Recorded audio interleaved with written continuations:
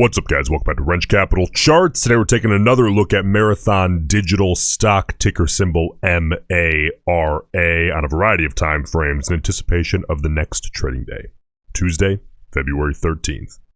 Well, Marathon Digital stock here today, finishing the day up over 3 points a share, 14.19%, making a huge opening drive move.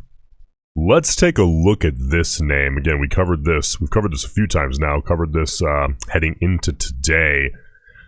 We had just a big move today, so let's take a look here. First of all, if you guys get value out of these videos, I'm covering Marathon Digital at the moment every single day. Please subscribe to the channel. Our goal is 1,000 subs in the next 2 weeks. I think we can smash that with your help. I greatly appreciate it.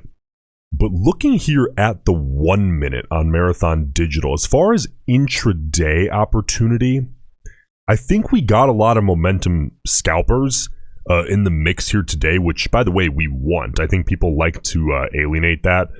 Not sure what they're thinking. I want as much FOMO, as many FOMO traders, as many firms trading this name because it's moving as possible. All it does is contribute to the FOMO. I'm not sure what people are thinking when they try to alienate. They don't want day traders getting involved. I want everybody getting involved. But I mean, listen, for me, as far as scalps with actual statistical edge, not a lot here for me to, I'm not looking to get in the way of Marathon Digital here, up 14%. And just such a massive opening drive. It just blasted that channel wide open and didn't really allow for any setups in either direction that I saw over time have edge. So if you made money on this name, trading it intraday today, great. As far as my playbook is concerned, I was watching this one move, enjoying that move, but not actively trading it here today.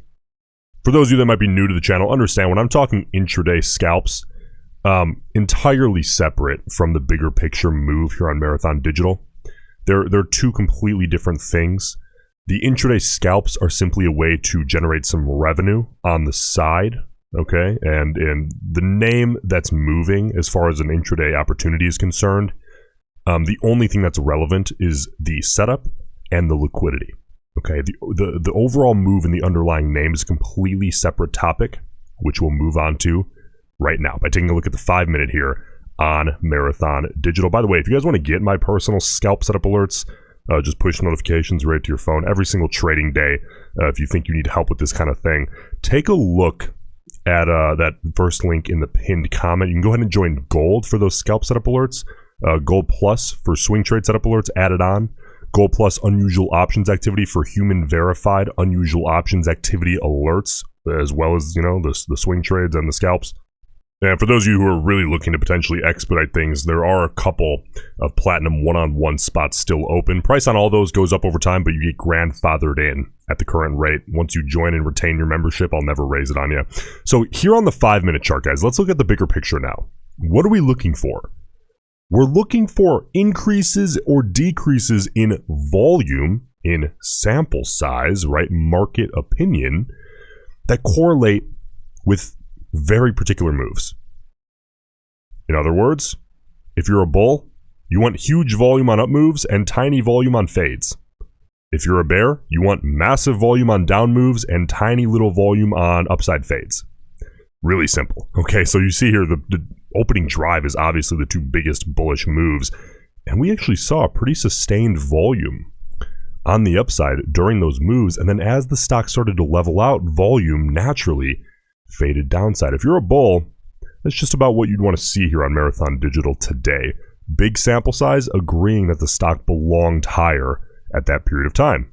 It's not a bad thing to see. Now let's move on here to the 30 minute chart and start getting really contextual with levels to watch. Okay, this is just one of a few time frames we have to watch. If you're only watching one time frame, you are missing all of the context. I think it's an incredibly irresponsible way to trade that is done all too often. Make sure you're watching all the time frames. Okay, it's in your best interest to do so. So look here. That 50 period is currently about a 9% downside move away. So listen, if I'm a bull looking at the 30 minute time frame here, I want that 50 period. I really don't want a test of it, right? Because it's 9% to the downside. Ideally, I just want to see that 50 period getting up as high as possible, as quickly as possible. Get feet up under the move. right? If we do see a test, obviously you want to see it hold as support. If you're a bear, you want that 50 period staying down as long as possible, ideally below 25 bucks a share, okay? And you want Marathon Digital making a move downside and breaking back below that 50 period moving average here on the 30-minute chart. Now, let's take a look here at the 4-hour. Okay, you can see here that these are going to take their time. The 50 period and the 200 period, they're going to take their time. So listen, on the 4-hour chart, really what I'm watching is that if I'm a bull, I want that 50 period getting up above 20, moving upside as quickly as possible because it's going to move faster than the 200 period, right? I expect if we see continued upside here on Marathon Digital or even consolidation, I'd expect to see that 50 period moving upside and crossing over that 200 period eventually. Not that that means anything to me. I think crossovers are absolutely overhyped. But the only reason I care is because it can help get some feet up underneath that move if the 50 period's moving upside quicker than the 200 period, right? But since those levels aren't immediately in the vicinity of the name, that's really all I'm watching here on the 4-hour. Before we take a look at the most important chart, we should take a look at the short data. That is undoubtedly a part of the name here, okay, of this move. Take a look up top. This is the live short interest data. You can see here that short interest today is down about 0.73%, not down tremendously. But interestingly, last week we were seeing the stock move upside and we're seeing short interest actually increase. We were still seeing a net inflow of shorts, even though undoubtedly some of them were being forced to cover. Today, again, very, very zoomed in here. It's never great to zoom in completely, but we are seeing a net kind of outflow of shorts, which I think is interesting. If we take a look at the actual chart here now and take a look at some of this data, you can see that days to cover is again down, but I think that's misleading because you want to see days to cover higher, but the problem is we're seeing volume increase, right, which we've talked about as of late. And when volume starts to increase, that can make days to cover fall. But the increase in volume, I think, is a net more important thing to see because you're seeing interest flow in than just seeing days to cover go up, okay? So to me, that FOMO aspect is more important than the days to cover, so I don't really mind. If you're playing short squeezes or FOMO style plays, I think having access to data like this is probably a non-negotiable. I've used Ortex for over 3 years. The second link in the pinned comment, if you click that and then sign up for a membership using code Roensch, you'll get a 10% off. I mean, again, I've had experience with Ortex for over 3 years tracking countless squeeze style setups. In hindsight, they have always seemed to be the most accurate because, again, real short interest only gets reported every 2 weeks, so we need something to try to fill in the gaps. A lot of them aren't very accurate. Ortex, in hindsight, has always been the best, in my opinion. However, I think in a lot of people's opinion, that would turn out to be true. Let's now take a look. We'll finish out here by taking a look at the bias here in the options chain. Okay, 632,000 contracts traded today. Pretty decent sample size. 440,000 calls, 192,000 puts. We're seeing heavy call bias with the overall ratio. This is interesting, though. Look at this. The short-term speculators, the 0 to 20 delta, leaning to the bearish side. We're seeing 46,000 calls, 104,000 puts, more than double the short-term bearish speculation compared to the short-term bullish speculation, okay?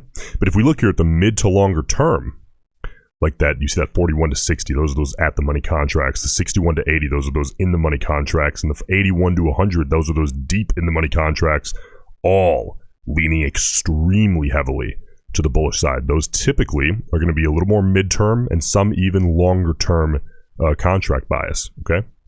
So really, really interesting data here today. As always, manage your risk. The options traders can be and oftentimes are wrong, and managing your risk around here, I don't know who else you're watching, but around here, it's number one. Stay in the game. If you get knocked out of the game, you can never make this work, right? Stay in the game is key. It's never worth it. No one trade is worth knocking you out. Hey, listen, again, if you get value out of this, I'm going to be covering Marathon Digital every single day as well as a variety of other stocks. Please subscribe to the channel. Again, we have a goal of 1,000 in the next 2 weeks or so, and I think we can hit that with your help. Appreciate you guys, and I'll see you in the next one.